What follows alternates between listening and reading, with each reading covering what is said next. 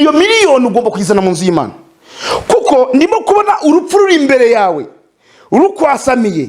Ndimo kubona nta minsi 3 ufite ku isi. Iyo miliyoni ufite mu rugo ni igitambo kikura urupfu wari ugiye gupfa. Iyo miliyoni yizane mu nzu y'Imana kugira ngo tugusengere. Urayifite? Okay. Ugomba kuyizana mu nzu y'Imana kugira ngo tugusengere dukureho urupfu. Kuko bitabaye ibyo, serikeye yinjiye mu rugo rw'iwawe, umugabo wawe arafakaye. Zana iyo miliyoni kugira ngo Imana igutabare gukureho urupfu. Buriya nanjye njya nerekwa, hari ibintu mbonye muri nateraniro, hari abantu mbonye Imana igiye kugirira neza, hari bitangaza ndimo kubona Imana igiye gukorera abantu muri literaniro. Ndimo kubona Imana igiye kwibuka abantu bamwe na bamwe hano. Wowe madamu, ndimo kubona Imana ikugiriye neza. Imana ikugiriye neza ku buryo bukomeye. Hari ikibyimba ufite mu nda yawe, Imana iragiturikije. Mbese wajyaga wumva hano mu kiziba cy'inda, hano hasi, hagana hasi, yego, aha, aho ufashe icyo kiziba cy'inda, aho ukazajya wumva umurimo kugenda ukubitamo. Byakunda kugufata mu masaha nimugoroba cyane ndetse na mu gitondo. Imana irambwiye ngo ni kanseri yari muri mu nda yawe, yari igiye kwatakanya babye. Ni gute umuntu azakaza kugutura, kandi Bibiliya itubwira ngo nimba ufitanye ikibazo na mugenzi wawe, fata ituro ryawe uburisubije mu mufuka, usubire kwikiranura na mugenzi wawe. Numara kwikiranura na mugenzi wawe mufitanye ikibazo, uzana ituro ryawe urishyiramo hari. None mwebwe ni murimo gutuma abantu bajya gukiranura ibibazo bafitanye na bagenzi babo. Hari abantu baririye amadeni abandi, hari abantu bafite amafaranga y'abandi, hari abantu banyanganyije iby'abandi. Mbere kugira ngo baze bahaye amaturo kugira ngo Imana yamugisha n'ibyo byacumi, bakagombye kubanza kwikiranura nabo bahimukiye. Ariko mwebwe kubera ko mushaka kugira ngo mubone amafaranga, ntimurimo kubwiza abantu ukuri. Abantu barimo gukora ibyaha muri no minsi, abasambanyi buzuye mu materaniro, nahangandi bo kubareba barimo, abahehesi murimo. Ngiyo umuntu ababwiye ngo kubwiye ngo meshoringa ngo nagikoreye, ariko murabizi ko mwabikoze. Bakobwa muri hano murabizi ko mutakira amasugi. Abagore muri hano murabizi ko muca abagabo banyu inyuma. Reka tubabwize ukuri, ikiba kibe. Reka tubabwize ukuri, mubabaje Imana cyane.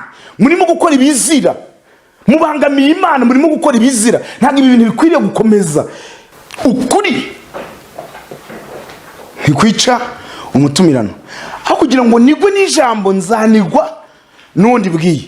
Uyu mugandi Uwiteka abwira uwo mugore iti, kukugwiza nzagwiza cyane umubabaro ufite inda, uzajya ubyara ubabara. Kwifuza kwawe kuzaherera ku mugabo wawe, nawe azagutwara. 2.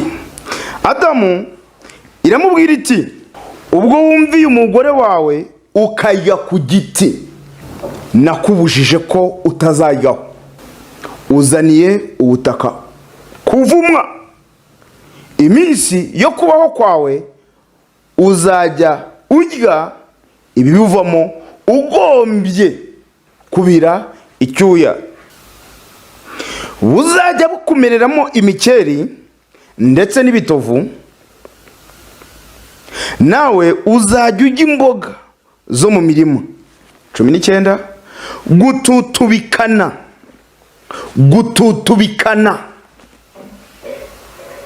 ko mu maso hawe niho hazaguhesha umutsima. Gututubikana ko mu maso hawe niko kuzaguhesha umutsima.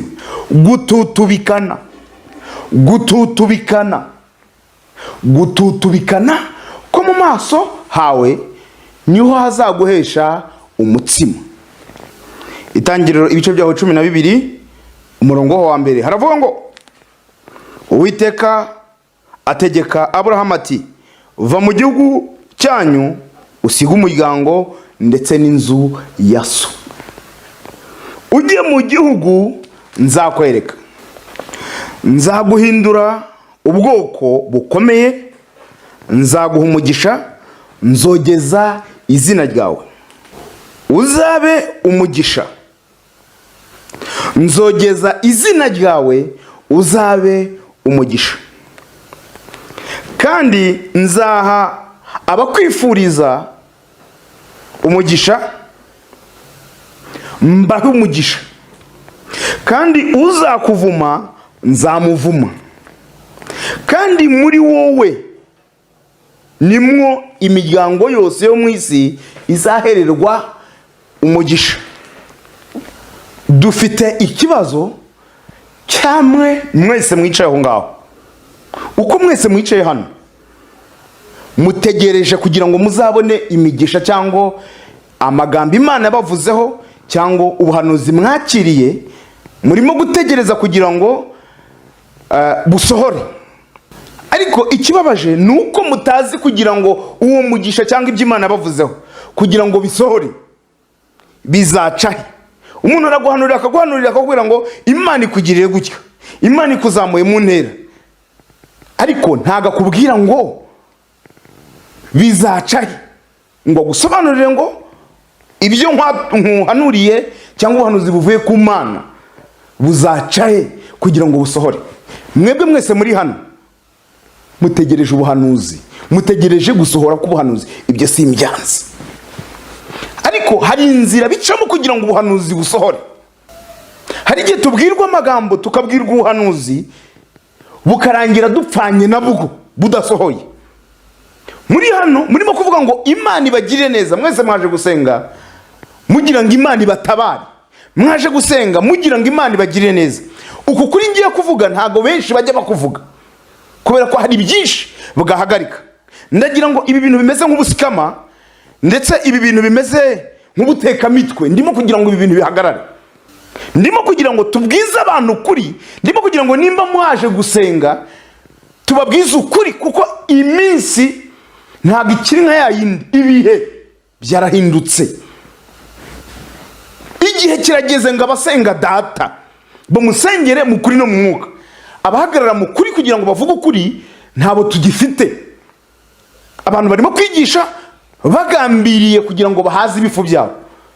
Turimo kubabwira ngo mutange amaturo, turimo kubabwira ngo mutange icyacumi, ariko ntiturimo kubereka agakiza kanyako, kubera ko dukeneye ibyanyu. Bapaseri benshi ntibazababwiza ukuri kubera ibyo bashaka, kubera ko gusenga kuri no minsi kwabaye business. Reka mbabwire mbamarireho, nishaka simuzongera kuntumira. Reka mbabwize ukuri. Ukuri guhari ni ukuwe, nta cy'Imana cy'ubusa.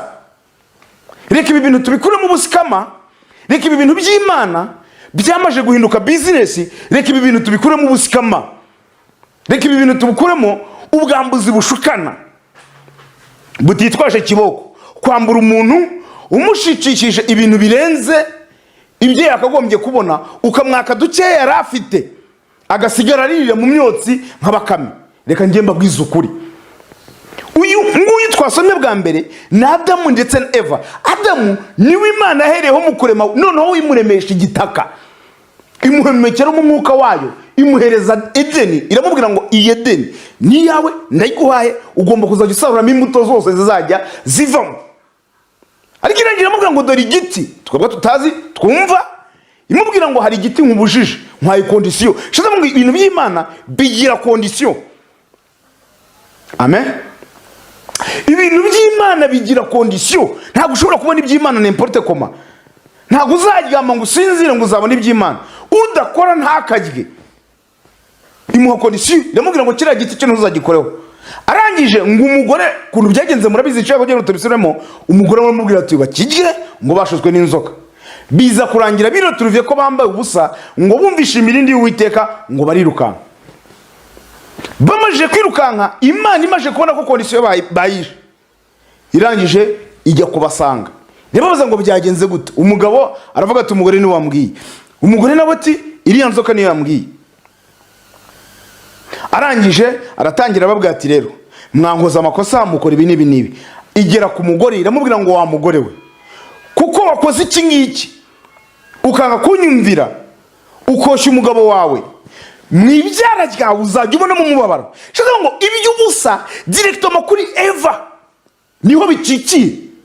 Reka tubabwize ukuri kuko ntabwo mwakumva, ntabwo mushaka kumva. Benshi muri wo gukomplaininga mukavuga amagambo menshi bitewe n'ukuri umuntu ababwiza mukeneye abantu bababeshya. Irimo kugira ngo Eva guhera nonaha, Eva guhera nonaha mu ibyara ryawe uzajya ubona umubabaro. Shaka ngo hari igihe kuzajya byara nta kibazo agize, ariko irimo kugira ngo mu ibyara ryawe uzajya ubonamo umubabaro. Turi kugendana mu ibyara ryawe, reka kuba mu ibyara ryawe. Niyo mpamvu umugore iyo agiye kubyara ababara.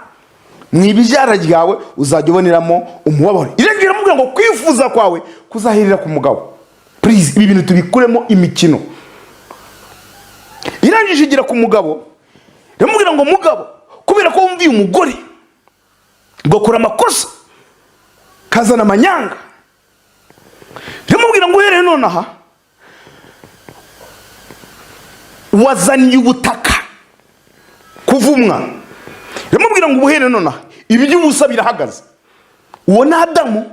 Imana yafashe ibitaka igaponda ikarangije imuhumekeramo umwuka. Uwo niwe yiremeye bwa mbere dusoma muri ya tukavuga ngo uyu muntu niwe yavuganye nawe. Iramubwira ngo uhereye nonaha ugiye kuzajya uhinga ubutaka, rimwe buzera cyangwa ntibwere, buzajya bwera ibitovu cyangwa bwera imizabibu. Iramubwira ngo ntacyo uzajya ubona utibishya kuye. Irangije ku murongo wa 19 iramubwira ngo gututubikana ko mu maso yawe niho uzabona umutsima. Gututubikana ko mu maso hawe niho uzatuma ubona umutsima. Ubu buhanuzi tubwirwa, aya magambo y'ubuhanuzi cyangwa aya mareko tubona, ni amakuru tuba turimo guhabwa kugira ngo tuyabyaze umusaruro. Mu butasi iyo abantu bagiye bagatata baba bashaka amakuru. Iyo bazanye amakuru bayaha bijejwe kugira ngo baverifie ko aya makuru ariyo. Iyo bamaje kubona ariyo bashyira mu bikorwa ibijyanye na ya makuru. Ubuhanuzi rero bumeze nk'ubutasi. Namabanga Uwiteka abashaka kugira ngo ayishurire abantu, ababwira ngo bimeze gutya, tageti cyo shaka kugeza, ariko yarangiza ikagwa condition.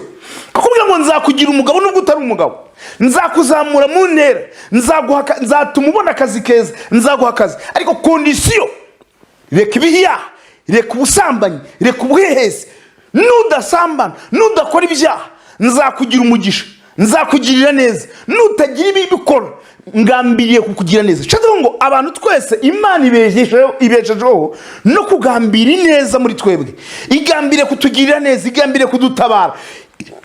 Ku Mana, vision y'Imana kuri twebwe ibona yatugirira neza, twabaho neza, ariko ibyaha dukora nibyo bidutsikamira bigatuma umugambi w'Imana ari dufiteho idakomezanya natwe. Aburahamu yari kuzajya abaho yirira amatunda n'amapera, ajya n'imyembe, ariko kubera icyaha yakoze, kubera amanyanga yakoze, kubera ko atumviye Imana imukura ku by'ubusa, ku by'ubuntu yari afite. Irangije mubwira ngo uhereye none ntacyo uzajya ubona utibishye akuye. Benshi mufite ubuhanuzi mwese muri hamwe, bajya bavuga ngo iby'abapfu biribwa n'abapfumu. Mushaka abantu bababesha, bakababwira amagambo yo kubasheshariza, bakababwira amagambo atari mu kuri. Nimba ari ubuhanuzi, nanjye ndi umuntu wakurikiranye ubuhanuzi. Nimba ari umuntu wahanuriwe, nanjye narahanuriwe, ariko kugira ngo ubuhanuzi busohore nabigizemo uruhare. Hari icyo nakoze kugira ngo ubuhanuzi busohore. Nabyajije amakuru nahawe y'Imana, nabyajije ubutasi bw'Imana, mbubyazamo umusaruro. Nimba Imana ikubwiye ko uzava mu mucuruzi, why not udatangira kwitwara nk'umucuruzi? Kubera icyo utatangira gucuruza n'inyanya mu bihwanye n'ubushobozi bwawe, wowe uzagenda wigaramire, wisinzirire, wumve ko ibyo bintu bizaza bikwitureho. Yabwiye Aburahamu, iramubwira ngo Aburahamu nkugize umugisha, nkwaye umugisha. Ikimubwira ngo nave muri Uriya bakarudaye, iramubwira ngo nkwaye umugisha kandi nkugize umugisha, ndakuzamuye mu ntera. Iramubwira ngo uzakwifuriza umugisha nzamuha umugisha, uzakuvuma nzamuvuma. Tirangije iramubwira ngo nzajyamo umugisha ibyo ugerageje gukoresha amaboko yawe. Uwo ni Aburahamu. Irangije iramubwira ngo mu isi yose ni abantu bose isi yose izaboneramo umugisha. Muri wowe nimwo isi izaboneramo umugisha. Uwo ni Aburahamu yabwiraga. None we ngo ugihamanya amasezerano, none we ngo wafashe credit muri banki, urigamiye ntabwo urimo gushaka wakora amafaranga y'abandi, ngo Imana izakwishyura. Urimo gusenga, abahanuzi bakakubeshya, bakakubwira ngo Imana irakwishyuye, wowe ugakomeza ukigamira. Wakagombye gusenga urimo kugira ngo Imana igufungurire inzira z'akazi zizaturukamo ayo mafaranga ya banki. Abantu barasaba ntibahabwe kubera ko basaba nabi. Murasenga ntimuhabwe ibyo mwasengeye kubera ko murimo gusenga nabi. Icyambere urasenga urangiza ukigamira, musenga mugasengera ibidafite umumaro. Nimba urimo gusenga ngo Imana iguha amafaranga, amafaranga azava he? Nta kazi. Sengera akazi kugira ngo ubone iki? Ubone amafaranga. Sengera akazi, sengera akazi kugira ngo ubone iki? Amafaranga.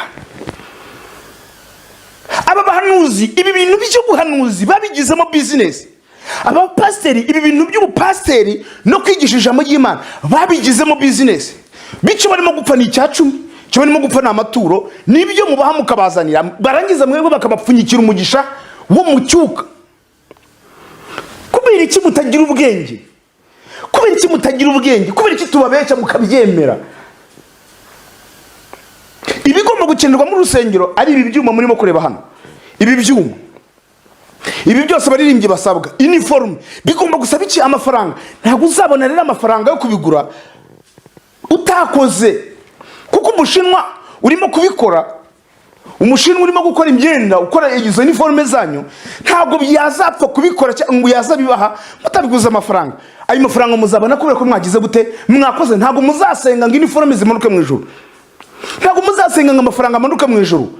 Hari inganda, harabajejwe gukora amafaranga kandi bari mu isi. Icyo Imana ikora ni ukuguha amakuru y'ubutasi, ni ukuguha amakuru y'ibyo ngibyo ugomba gukorera, ni ukuguha amakuru ikakubwira ngo ibintu bimeze gutya, bimeze gutya. None uricariye ibi bintu rero kubera ko abantu babigizemo business, kubera ko abahanuzi babigizemo business, nibyo bibatunze. Umushumba wanyu arababwira ngo mumpere nkeneye imodoka yo kugendamo, akababwira ngo mukoteze kugira ngo ngure imodoka. Warangiza wakakwaturiraho umugisha, akakubwira ngo ntuhahesheje umugisha, ukeneye iki? Nkeneye imodoka. Ukeneye iki? Nkeneye inzu. Ngo kwaturiraho umugisha kandi iye mwayubatse. Bashumba muri hano mukwiriye, ndimo kubatongera mu maso y'Imana, mukwiriye kubwiza abantu kuri.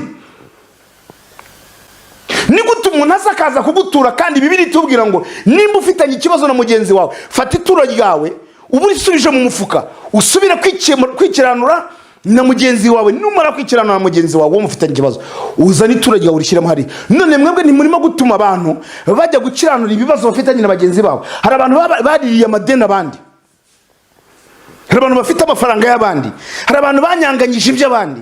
Mbere kugira ngo baze bahaye amaturo kugira ngo Imana yamugisha n'ibyo byacumi, bakagombye kubanza kwikiranura nabo bahemukiye. Ariko mwebwe kubera ko mushaka kugira ngo mubone amafaranga, ntimurimo kubwiza abantu ukuri. Abantu barimo gukora ibyaha muri no minsi, abasambanyi buzuye mu materaniro, n'ahangandi bo kubareba barimo, abahehesi murimo. Ngo umuntu ababwiye ngo kubwiye ngo meshoringa ngo nagikoreye, ariko murabizi ko mwabikoze. Bakobwa muri hano murabizi ko mutakira amasugi, abagore muri hano murabizi ko muca abagabo banyu inyuma. Reka tubabwize ukuri, ikiba kibe. Reka tubabwize ukuri, mubabaje Imana cyane, murimo gukora ibizira, mubangamiye Imana, murimo gukora ibizira. Ntabwo ibi bintu bikwiriye gukomeza. Ukuri ntikwica umutumirano. Aho kugira ngo nigwe n'ijambo nzanigwa n'undi bwiye.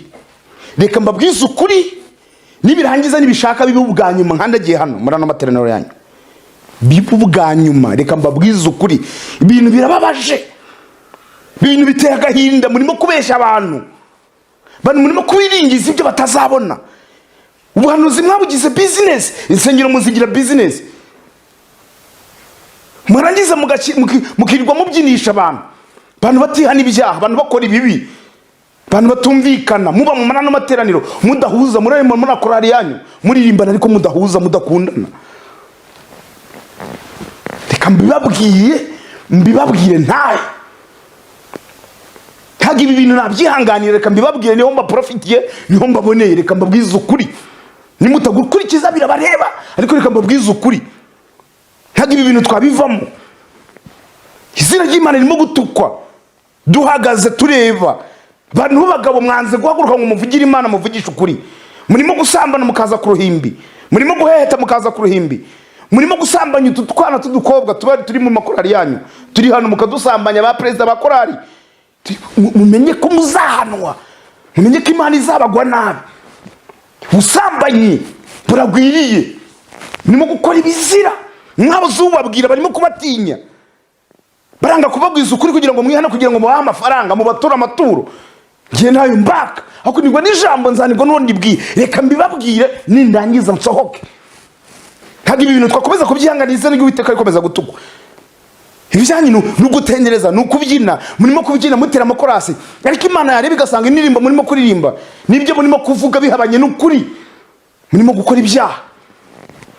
Imana ifite agahinda, Imana irababaye, Imana irababaye.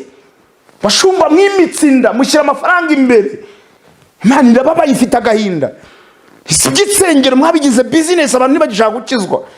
Abanapagani barimo kubona ibyaha mukora mubikorera mu nsengero bikabatera umwaga ndetse no kwanga Imana.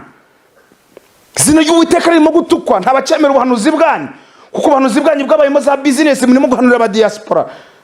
Abandi mwabatekeye imitwe, mwarabapfunyikiye. Udufaranga bagiye gukorera mu bihugu by'amahanga bubavunywe, udufaranga bakoreye tubavunywe, murimo kutubatumuramo ngo babiringiye ngo babasengeremo, mwasigaye mu gihugu kumbi muri abeskoro, mwamaje kuba abeskoro. Murahanura, guhanura mwabigize akazi. Ninde babwiye ko ubuhanuzi ari akazi? Kubyo ikode ryawe ariyo urimo kumuhanurira ngo agiye kubona inzu wowe ufite iyi. Sawa, impamvu utayibona suko utakagombye kuyibona, ahubwo wowe wamaje kumera nk'umusabirizi, amaboko yakunje nta gukora. Ntabwo iby'Imana umuntu apfa kubibona. Umugisha w'Imana umuntu awubona yakoze. Reka mbibabwize ukuri, ibyo babaturaho imigisha bababeshya, mwebwe mugatanga amafaranga yanyu ngo murabona imigisha yo mu kirere bo batwaye Yirebe kide. Ibyo ntacyo bizabagezaho. Mukore nimba mushyira ngo mukire.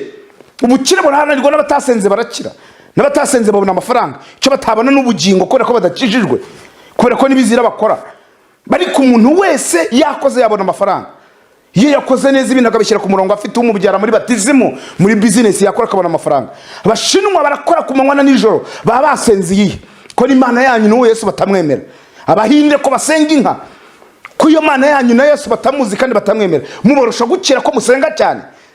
Tubintu mwabishizemo bwesikora abantu mubakira mu birere, mubakira mu mwuka. Turi mu mubiri, mukoresha umubiri kugira ngo mukire. Mukoresha imbaraga zanyu, mukoresha imbaraga Imana yabahaye kugira ngo igihugu gitere imbere. Nuko mugomba kuba mwakoze. Bino byo kwirirwa musenga, mugasenga mu gitondo, mugasenga nimugoroba. Fata umunsi umwe mu cyumweru usenga nimba ari 2, ariko ufite icyo ukora. Nushaka gufata icyumweru usenga nibikureba, ariko wanasengera mu kazi kawe. Ariko mukore cyane, mureka kwiringira mu bintu by'ubuhanuzi, mureka kwiringira ubuhanuzi cyane, kuko abenshi biringira ubuhanuzi baba batindi barakena. Bintu by'ubuhanuzi byabaye nk'ubupfumu buri modernize, ni ubupfumu nk'ubundi. Uragenda ngo wumve icyo Imana ikubwira, uragenda ngo wumve icyo Imana ikubwira, usambana uheheta, wiba, ugambana, uri umunyamoko, wica mu mutima, ugira ishyari, muri mu materaniro mutumvikana, induru ziba nyinshi muri mwebwe. Cyangwa umugira ngo umuntu ashatse kubakuramo amafaranga abura uko yabakuramo, kubera ibintu mwamaje kwishyiramo, ubuhanuzi mwamaje kwishyiramo, ariko mukanga gukora iby'ubuhanuzi bwababwiye. Nimba Imana nakubwira ko izakuzamura, tangira ushaka ibyatuma uzamuka. Nimba Imana nakubwira ko uzaba umucuruzi, tangira ucuruza inyanya. Imana izagenda ikuzamura mu mugisha bitewe n'ibyo igenda gukora. Ntabwo uzapfa kubona iby'Imana by'ubusa. Abahanuzi rero babibahanurira nabo ubwabo, kubera kwa dufaranga mugenda mubaha, kwa turi mugenda mubaha namwe subizi sa wowe. Ayo mugenda mutanga murabibewe, ayo mugenda mutanga mubaha baje kubasengera mu ngo wanyu murabibewe. N'abatubuzi iyo muyabahaye agira ngo neje gukure mandi byabaye business, kiza kumubwira ngo mugiye gupfa. Buranye nshatse nabakuramo da, nshatse nabakuramo nimba ari ibyo nandi buchatse nabakuramo. Ko mukeneye ubuhanuzi, mukeneye kumva ibihwanye n'amarari yanyu, ntagaraga kiza. Bababwiye ko kwa Yesu ari karuhura, uruhura ibyaha murangije mu mushyiraho n'ibindi byanyu by'ibindi mwarangiza mukanga gukora kandi mugakora n'ibyaha. Imana iratabara, itabara umuntu ihemuhaye condition. Gutegeka kwa kabiri cyo 28 umurongo waho wa mbere. Nimugira umwete kumvira Uwiteka Imana yanyu, mugakurikiza amategeko n'amategeko uyu munsi. Iki ni Imana abwiraga Abisiraheli. Kuri kitabaye Kanani basetse cyangwa ngo bambuke. Kube kibaciye muri nani baciye mu nyanja itukura. Kube kibagiye barwana n'abakeri n'abahevi n'abaheti kugira ngo babone igihugu. Nta kimana cy'ubusa ibintu byose barikora. Abisiraheli bigeze babona igihugu batarwanye. Shize ngo ntacyo uzabona, ntuzabona inzu utayubatse, utashatse amafaranga, ntago bicoka, ntago uzagura imodoka utakobanye. Cyo koza n'ugiye ngo ubibonere ubusa, uziba.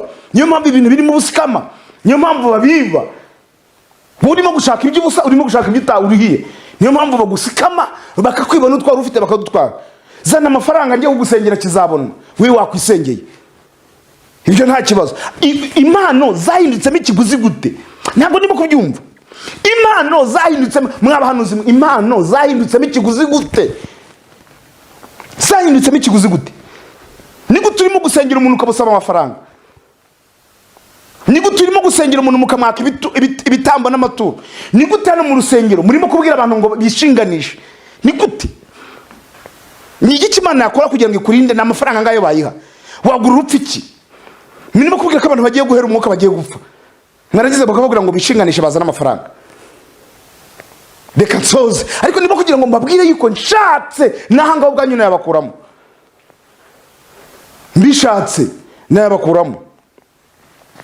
Ibintu bizahereza he? Bizagenda gute? Ndagira ngo mbabwire, hari ibintu ndimo kubona, hari ibintu mbonye. Buriya nanjye njya nerekwa. Hari ibintu mbonye muri nateraniro. Hari abantu mbonye Imana igiye kugirira neza. Hari bitangaza ndimo kubona Imana igiye gukorera abantu muri nateraniro. Ndimo kubona Imana igiye kwibuka abantu bamwe na bamwe hano. Wowe madamu, ndimo kubona Imana ikugiriye neza. Imana ikugiriye neza ku buryo bukomeye. Hari ikibyimba wari ufite mu nda yawe, Imana iragiturikije. Mbese wajyaga wumva hano mu kiziba cy'inda, hano hasi hagana hasi, yego, aha, aho ufashe icyo kiziba cy'inda, aho ukazajya wumva umurimo kugenda ukubitamo. Byakunda kugufata mu masaha nimugoroba cyane ndetse na mu gitondo. Imana irambwiye ngo ni kanseri yari muri mu nda yawe, yari igiye kwatakanya ababyeyi. Ndimo kubona warabyaye kabiri, umaje kubyara kabiri, nibyo cyangwa se ibyo? Aha, ni kabiri. Cyo ngo inshuro ya gatatu n'inshuro ya kane wari kuba ufite kanseri muri nyababyeyi. Ariko Imana ikoze igitangaza, igukuyemo iyo kanseri. Iyo kanseri igukuyemo. Ntabwo guhereye none ntabwo uzongera kumva uburibwe ukundi. Mukomere Imana amashyi. Ntabwo uzongera kumva uburibwe ukundi. Imana ikugirire neza. Umva mugabo we, Imana yakwihanganiye kenshi cyane, ikubuza ibintu byinshi wirwaniriyemo, irabikubuza wanga. Niyo mpamvu inyatsi no kudakora ku mafaranga n'ibyo ugerageje gukora bijanga, nuko wirwanire kandi Imana yari yabikubujije. Yari ibintu yakubujije wanga kubyumvira. Hari ibintu yakubujije wanga kubyumvira. Niyo mpamvu uhora uhura n'inyatsi, ugasenga amasengesho mu gitondo na nimugoroba. Mukwiriye kuzajya mwumvira Imana kugira ngo Imana ibagire neza. Ariko Imana iragutabaye, Imana iguha umugisha. Ibyo byose byari mu rugo rwawe bikugoye, Imana igiye kukugira neza. Umushumba, murabona ko hari inyubako, dufite inyubako. Hari ikintu Imana imbwiye kuri ino nyubako yanyu. Imana igiye kubagira neza cyane, Imana igiye kubazamura, Imana igiye kubatabara. Ariko kugira ngo Imana ibatabare, kugira ngo Imana igire aho ibageza, kugira ngo Imana isohoze amasezerano, kugira ngo wowe wari ugiye gupfa Imana ikureho urupfu, nuko hari icyo ugomba gutanga. Nuko ugomba kugira igitambo uzana ku Mana. Nuko hari ikintu ugomba guha Imana kugira ngo ibibazo byawe, inyatsi ufite n'ibituma udatera imbere, hari ikintu ukwiriye kuzana imbere y'Imana. Hari ibyo ukwiriye kuzana imbere y'Imana. Ndimo kubona hari miliyoni waratiriye kuri banki, nimugoroba. Ayo mafaranga ni wari wayakoraho ni miliyoni inote za 5 gusa. Ayo mafaranga genda uyazane mu nzu y'Imana kugira ngo bizya bindi watekerezaga ndetse na modoka bashaka kugura kugira ngo Imana igukubire igumugishe kuzamure. Iyo miliyoni ugomba kuyizana mu nzu y'Imana. Iyo miliyoni ugomba kuyizana mu nzu y'Imana. Kuko ndimo kubona urupfu ruri imbere yawe urukwasamiye. Ndimo kubona nta minsi 3 ufite ku isi. Iyo miliyoni ufite mu rugo ni igitambo kikura urupfu warugiye gupfa. Iyo miliyoni yizane mu nzu y'Imana kugira ngo tugusengere. Urayifite? Okay. Ugomba kuyizana mu nzu y'Imana kugira ngo tugusengere dukureho urupfu. Kuko bitabaye ibyo serikeye yinjiye mu rugo rw'iwawe, umugabo wawe arapfakaye. Tuzana iyo miliyoni kugira ngo Imana igutabare gukureho urupfu. Musore, ndimo kubona ufite ibyifuzo byinshi ndetse birimo n'urushako. Umaze igihe kinini, ndimo kubona ufite imyaka igera nko muri 40. Ndakubeshyeye 41 sawa. Shitani yagushizaho ikintu cy'icyangiro gituma abakobwa mugiye kugirana gahunda bahindura gahunda ku munsi wa nyuma. Gahunda ku munsi wa nyuma bagahindura ukamubwira ngo tugiye kubana ugatereta wese. Ntago ari wowe. Hari ibyo bagukoreye abanzi bafashe roho yawe bafata umugisha wawe baragenda bakuzingazingira mu ibuye rivanzemo n'ubwoya bw'intama ndetse n'ubwihene bashyiraho agahu k'intare babimanurira muri Tanganyika. Shadabo ngo uwo mugiye gukundana kubera umuyaga urimo gukubita aho ngaho batongere ko umuyaga ukuzajya ukubita ariko ibya bizajya bigenda bihubangana. Niyo mpamvu ugiye kubona ugeze ku kintu ugiye gukora ubukwe bigahubangana. Zana miliyoni 5. Uri umucuruzi ndi kukubona ufite amafaranga menshi. Zana miliyoni 5 mu nzu y'Imana kugira ngo iki gikorwa cy'urusengero kigende neza. Noneho Imana nayo igukureho ibyo bibazo ifata igihubuye riri muri Tanganyika irikure irizamure kandi rishwanyaguze mu izina rya Yesu. Abapfumu bakujugunye, aho bagujugunye, aho baguhambye, aho bakumanuriye, aho umuyaga ugenda ukubita, Nyagasana gukure yakubohore mu izina rya Yesu. Mukomere Imana amashyi. Imana nawe iramurengeye kandi Imana iramutabaye. Izo miliyoni 5 zizane mu nzu y'Imana. Zizane mu nzu y'Imana kugira ngo Imana ikore igitangaza. Wa mukobwa we, hari ibyo ndimo kukubonaho, ndimo kukubonaho inzingo cyane zikomeye zituma umaze igihe kinini udashaka. Ntago nkuzi, nibo bwa mbere ubonanye nanjye. Ufite amafaranga menshi ariko ntacyo kumariye ndetse uhorana amarira. Ujya wifuza ngo ninde musore nabona ngo mpa amafaranga andongore antware. Washatse niwo watugira amafaranga uramubura. Imana irambwiye ngo uyu munsi nugira icyo ukora ugafata ku butunzi bwawe ukabuzana mu nzu y'Imana. Uyu munsi nyuma y'iminsi 5 urabuta ubonye umugabo kandi ufite gahunda, mu kwezi kumwe muzaba mukoze ubukwe. Mukomere Imana amashyi. Mukomere Imana amashyi. Ndimo kubona Imana irimo kugenda ikora ibitangaza. Mukanya nitumara gusoza muze kunsanga mu biro bya mushumba bundi mbasengere kugira ngo iyo migisha ibagereho. Ikindi ndimo kumva yuko hari ibyo Imana ishaka gukora muri no teraniro na buri wese utagiriwe amahirwe kugira ngo Imana imuvugeho. Imana irambwiye ngo icyo ufite mu kiganza kora mu mufuka icyo uzamuye bwa mbere icyo ufite. Wazamura kontake, wazamura ifunguzo z'inzu, icyo ufite cyose mu kiganza cya ikiri bukozemo ikiganza gusa mu kiganza ukora mu mufuka icyo uzamura cyose ukizane hano imbere y'Imana. Ngiye kubasengera kugira ngo ibyo mutanze Imana irahita ibakubira 5 mu cyumweru kimwe. Imana irabibakubisha 5. Utanga imodoka imwe, niba ufite kontake ugatanga imodoka imwe, Imana irakuba imodoka 5 mu cyumweru kimwe. Urabonye imodoka 5. N'ubutanze inzu ugatanga imfunguzo z'inzu mu cyumweru kimwe, Imana irabikubye 5. Niba utanze amafaranga ayo ufite abe miliyoni ziraba miliyoni 5 mu cyumweru kimwe. Ubu ufite amadolari 100 nyuma y'icyumweru kimwe araba amadolari 700. Shida ngo icyo mugiye gutanga hano, zana ikibo, kira hari ikibo. icyo mugiye gushyira mu kibo hano, icyo ugiye gushyira mu kibo, icyo ugiye gushyira mu kibo, Imana igiye kugukuba inshuro 5 mu cyumweru kimwe. Mu izina rya Yesu rifite imbaraga n'ubutware, mbaturiyeho ibyo batanze byose, mbikubye inshuro 5 mu izina rya Yesu, mbikubye inshuro 5 mu izina rya Yesu, mbikubye inshuro 5 mu izina rya Yesu. Ndambuye ibiganza, ndagira ngo namwe nimurangiza abatanze mugene mubandika, abatanze mwese ab'Imana igomba gukubira inshuro 5 mwese muze gusanga mu biro kugira ngo mbasengere, Imana ibikore mu izina rya Yesu. Imana ibagirire neza.